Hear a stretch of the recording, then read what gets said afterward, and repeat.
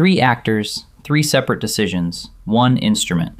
A central bank that cannot move, a foreign adversary that threatened to move it for them, and a meme stock that just parked $2.7 billion in it.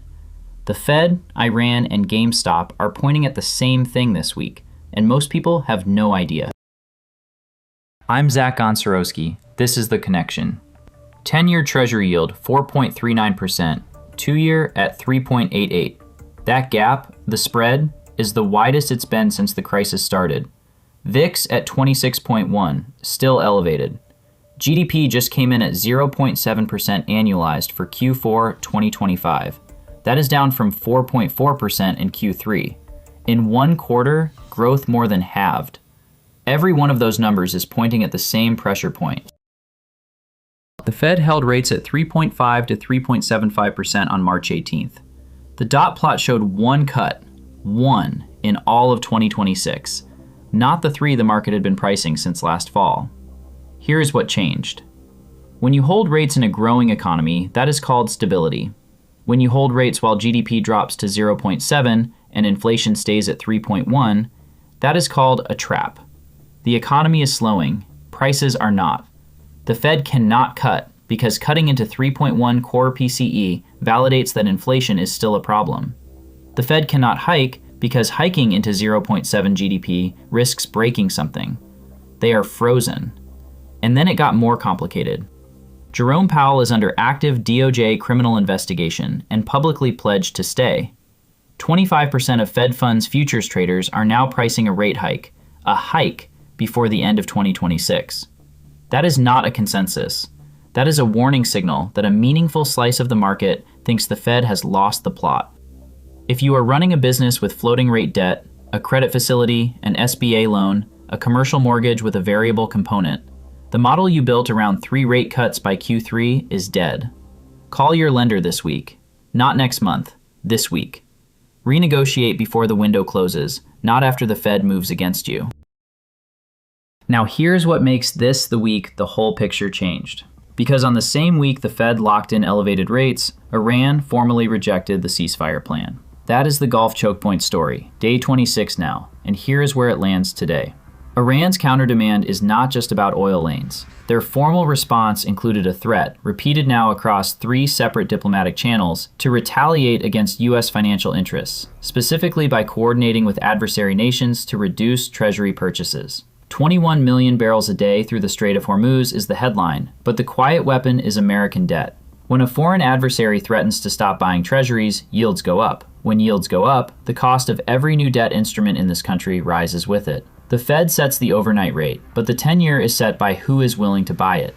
And then, and this is the part nobody is covering, GameStop filed its Q4 earnings this week. $2.7 billion in, quote, marketable securities. Under SEC disclosure rules, at that scale, with GameStop's liquidity profile, those are almost certainly U.S. Treasuries. The meme stock, the one that retail traders sent to $280 on a short squeeze. That GameStop is now one of the larger holders of the same instrument Iran just threatened and the Fed depends on to transmit policy. 3 separate actors, 3 separate decisions, and they all land on the same instrument this week.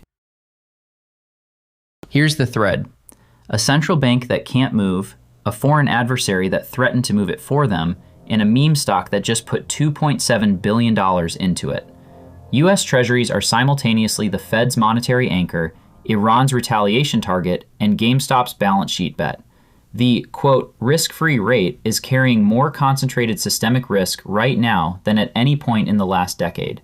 If your business model's on a stable rate environment, for financing, for contract pricing, for CapEx planning, the foundation of that model is being stress tested from 3 different directions at once.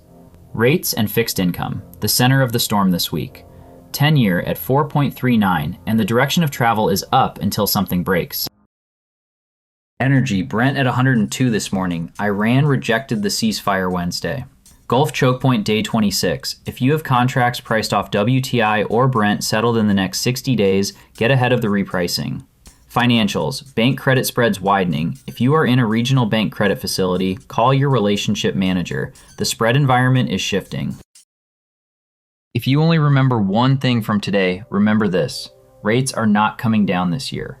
But here are 3 things you can act on right now. 1. If you have floating rate debt maturing in the next 12 months, do not wait for the Fed to signal a cut. The data today, 0.7 GDP, 3.1 PCE, rate hike priced by 25% of futures, says higher for longer is back. Refinance now or lock in a rate today while you still can. 2. If you hold treasuries as, quote, safe assets on your balance sheet, even indirectly through a money market or short duration fund, flag the 10-year movement. A foreign adversary threatening treasury purchases is not a recession signal. It is a liquidity signal. The playbook is different. 3. PCE comes tomorrow. If it prints above 3%, the rate cut consensus is functionally dead for 2026. Set a calendar alert for 8:30 a.m. Friday and decide before markets open whether your Q2 CapEx or hiring plans need to be repriced. If you want the full scenario analysis, what tomorrow's PCE number means for the rate cut timeline, and what Iranian Hormuz sovereignty would actually cost businesses moving product through the Gulf, that is a Vantage report. Link is in the description.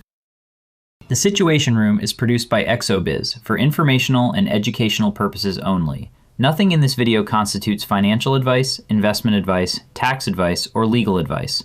Always consult a qualified professional before making financial decisions. Past performance does not guarantee future results. XOBiz and its affiliates are not registered investment advisors, broker-dealers, or financial planners. That's the connection for Thursday, March 26th. Tomorrow, PCE at 8:30 a.m. That one number either confirms the stagflation setup or gives the Fed cover to move. I will have the read for you as soon as it drops. Subscribe and I will have it for you tomorrow morning.